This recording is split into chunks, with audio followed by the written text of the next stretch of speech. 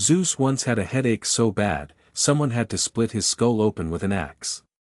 And out of his head came Athena, fully formed, fully armed, and ready for war. That's not some modern exaggeration. Ancient Greek sources really do tell a story where one of the most powerful Olympians is born from the head of the king of the gods. Okay, quick rewind. Zeus had just finished overthrowing his father, Cronus, and defeating the Titans. He'd won. He was now king of the gods. But the new divine order wasn't finished yet. A new generation of gods was beginning to emerge, gods who would eventually become associated with wisdom, war, prophecy, the hunt, music, healing, and countless other parts of the Greek world. And one of the strangest stories in that entire generation starts with Athena.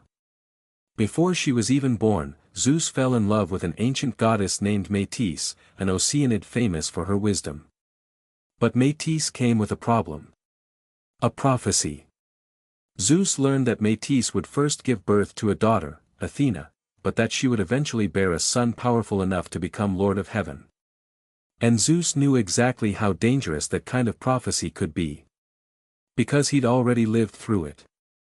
His own father, Cronus, had been warned that one of his children would overthrow him. And eventually, Zeus did. So Zeus wasn't about to let history repeat itself. Instead of waiting to see what happened, he swallowed Metis whole. And that sounds like the end of the story. It wasn't. Metis was already pregnant. And when the time came for Athena to be born, Zeus was struck by an unbearable headache. Not a normal headache. The kind of headache that apparently made the king of the gods decide that the only reasonable solution was to have his skull opened with an axe. So someone, ancient sources disagree on exactly who, struck Zeus's head. In one tradition, it was Prometheus. In another, it was Hephaestus. And then Athena emerged from Zeus's head, fully armed. Not a helpless newborn. A goddess already equipped for battle. The image tells you almost everything you need to know about Athena. She isn't simply a goddess who happens to become associated with wisdom later. Her very birth connects her to intelligence, power, warfare, and strategy. She's the kind of warrior who doesn't need to be the strongest person in the room. She needs to be the smartest. And that distinction becomes important. Because Greek mythology doesn't usually portray Athena as the embodiment of wild violence. That role belongs much more closely to Ares. Athena represents the disciplined side of war, strategy, planning, defense, and the intelligence required to win before the battle is even over. And there's another fascinating detail hidden inside her birth. Metis doesn't simply disappear. In Hesiod's Theogony, she remains inside Zeus, and Zeus gains access to her wisdom. So Zeus doesn't just swallow a threat. He effectively takes wisdom itself into himself. And then Athena, born from inside him, emerges carrying that legacy. But Athena wasn't the only major god being brought into this new generation. Because Zeus wasn't finished. His next important child would arrive under completely different circumstances. And this time, the problem wasn't a prophecy. It was Hera. Zeus had another lover, a goddess named Leto. And when Hera discovered that Leto was pregnant with Zeus's children, she made sure Leto couldn't find an easy place to give birth.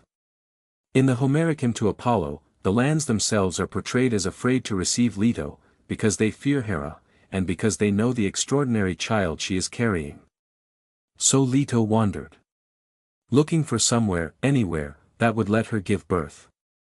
And eventually, she reached Delos. A rocky island in the Aegean.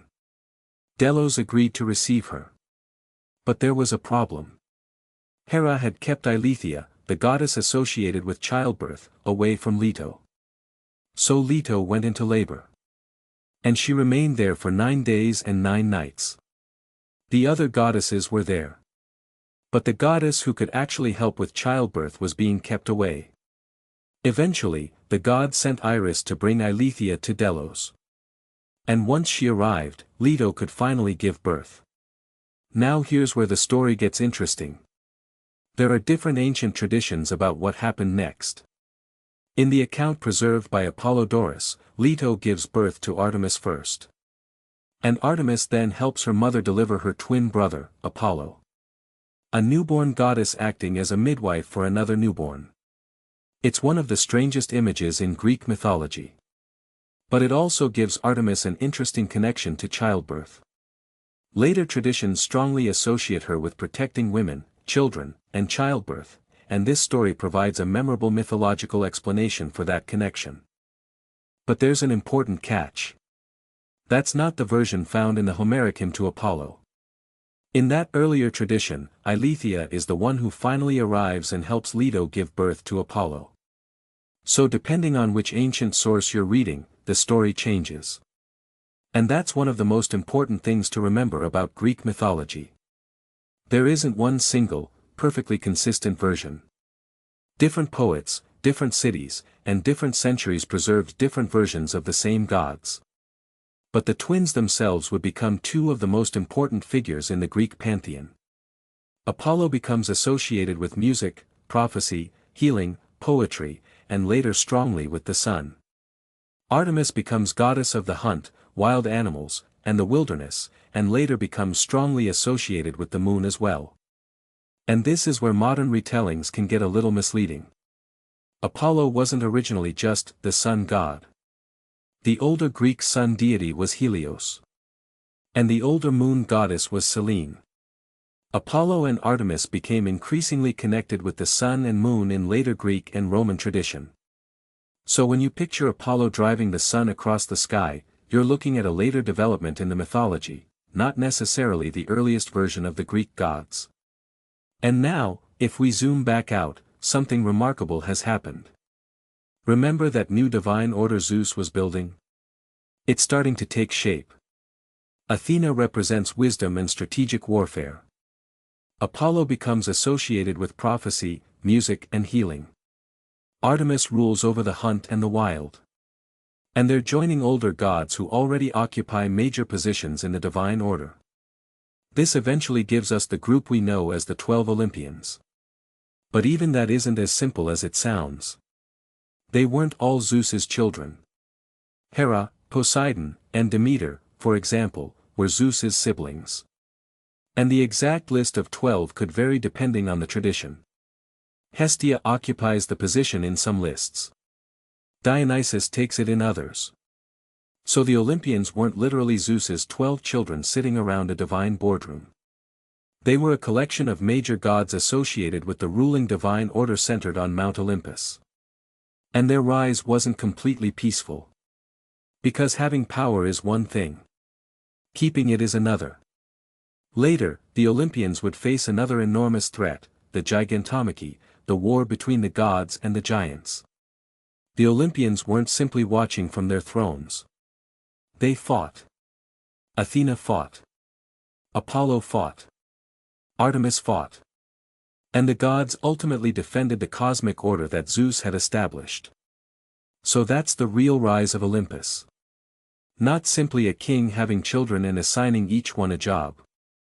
It's a new generation of gods emerging, taking their places in an already complicated divine world, and eventually defending that world against those who wanted to destroy it. Athena wasn't just born from Zeus's head. Apollo and Artemis weren't just twins born on an island. Together, their stories show something bigger happening in Greek mythology. The old divine order was becoming something new. But 3 powerful children weren't nearly enough for Zeus.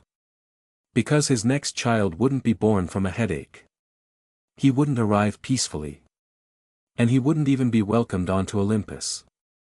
He would be born into rejection, thrown away by his own mother, and forced to build his place in the divine world with his own hands. His name was Hephaestus. And his story is next.